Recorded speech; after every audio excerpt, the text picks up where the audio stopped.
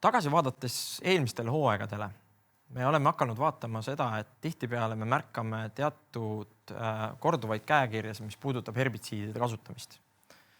Ja kui me mõtleme nüüd tagasi möödunud sügisele või ka tegelikult veel varasemale kevadele, siis mõningaid märksõnu me nägime, mis me tahaks täna teiega võib-olla läbi arutada.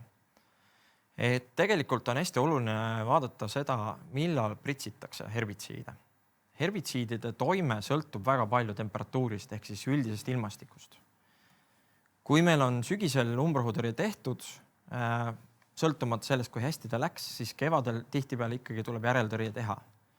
Kui on hästi õnnestunud sügisene pritsimine, saame me kevadist pritsimist ajastada hilisemaks, kui tingimused selleks on paremad, on temperatuur kõrgem juba, päikesepaistet on võib-olla rohkem, nii edasi.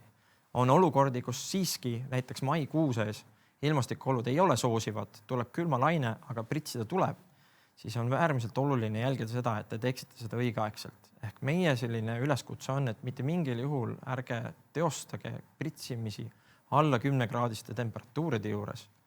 Oodake ära, kuni natukenegi soemaks läheb ja jälgige järele jääva päeva või siis päevatee ilmastikolusid. Kui lubab ikkagi jahedat perioodi, siis pigem võimalusel oodake selle pritsimisega. Juures oleval pildilt on tegelikult näha, kus me kasutasime lihtlabas spreivärvi, et vaadata, mis juhtub siis, kui me umbrohu ära pritsinud ja kuidas see umbrohi siis ajapikku võiks hävineda. Siin värvaine puhul on tegelikult näha, et kuigi umbrohu tonaalsus vasakul pildil on kergelt kollakas, siis see umbrohi ei ole lõplikult ikkagi surnud. Sest et siit paremalt poolt on näha, taime keskelt on jälle roheliseks minemas taim. Ehk siis tegelikult see on üks hea indikatsioon, kuidas te saate ise oma põldudel lihtlabase spreivärviga, mis on vesialuseline, seda katsetada. Kui nüüd võtta arvesse sügis, siis mida me nägime möödunud sügisel? Oli see, et tihtipeale seesama septembri keskmine aeg juhtus olema jälle see jaheperiood. Ja üldiselt teravilja põldudel sügiseti kasutatakse päris palju mullatoimelisi herbitsiide, siis see aeg konkreetselt mullatoimeliste herbitsiidile ei olnud soodne. Ja tihti juhtus see, et muidu väga efektiivne toimeaine ristiõeliste umbrohtude, olgu see rapsivaris või mõned muud, jäi ebapiisavaks.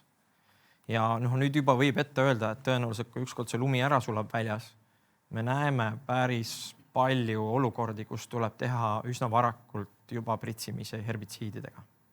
Ka kevadel, sest et sügisene tõrje jäi ebapiisavaks.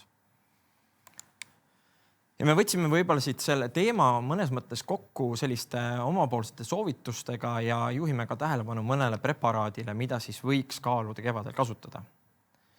Et kui me mõtleme nii, et hästi palju kasutatakse Eestimaa põldudel sulfuroontüüpe herbitsiide, on see Biathlon, on see Sekator, on see Trimmer ja nii edasi, siis tegelikult aeg-ajalt on mõistlik preparaate vahetada.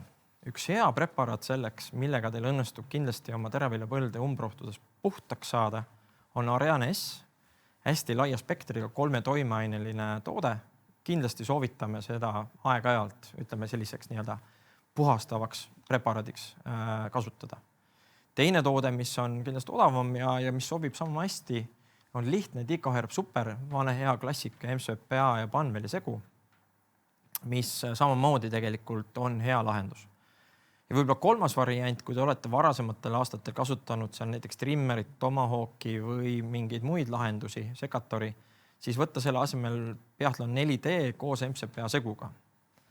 Ja miks me võib-olla neid 3 propageerime, on see, et nendel 3 herbitsiidil kõigil, või ütleme siis 4 MCPA-ga, on mõju teravilja varise, või Clearfieldi varisele.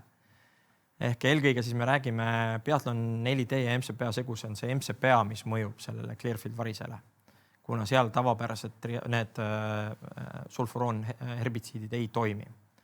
Aga võib-olla üks hea asi, mida ka alati vaadata ja kindlasti enamustes ka teevad, on see, et jälgite neid kasutuspiiranguid. Ja võt siin Biathlon 4D plus MCPA segu kindlasti ületab teiste lahenduste sellist paindlikkust, kus me räägime tegelikult sellest, et te saate neid pritsida lausa lipulehe keelekese ilmumiseni ehk kasvufaas 37-ni. Loomulikult me ei soovita nii kaua oodata, sest et tavaliselt sellel ajal juba tulevad teised pritsimised selga. aga on hea teada, et tegelikult turul on see lahendus ja efektiivne lahendus ja toimib tänu MCPA sisaldusel ka madalamatel temperatuuridel ning Biathlon annab teile siis selle pika järelkaitse aja. Ja paluks kindlasti ka meelde, et need nii-öelda võib-olla olulised nii-öelda nüansid. Ehk siis, kui on näha öökülma ohtu, siis mitte mingil juhul ei tohi see pritsimisi teostada. Ehk siis jätke see pritsimine hilisemaks ajaks, kui ülbab öökülma. Kui on olemas nii-öelda oht, et päevased temperatuurid jäävad alla 10 kraadi, samamoodi, pigem oodake selle pritsimisega.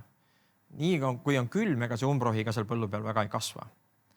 Ja loomulikult, kui on olud soodsad, siis püüdke see pritsimine teostada ennem lõunasel või veel parem hommikusel ajal, sest see on hetk, kui umbrohtude nii-öelda õhulõhed on avatud, nagu kultuurtaimgi imab ta endasse vett ja tegelikult see on väga hea viis, kuidas tõhustada ühe toimeaine efektiivsust, sest ta läheb kiiremini taime sisse.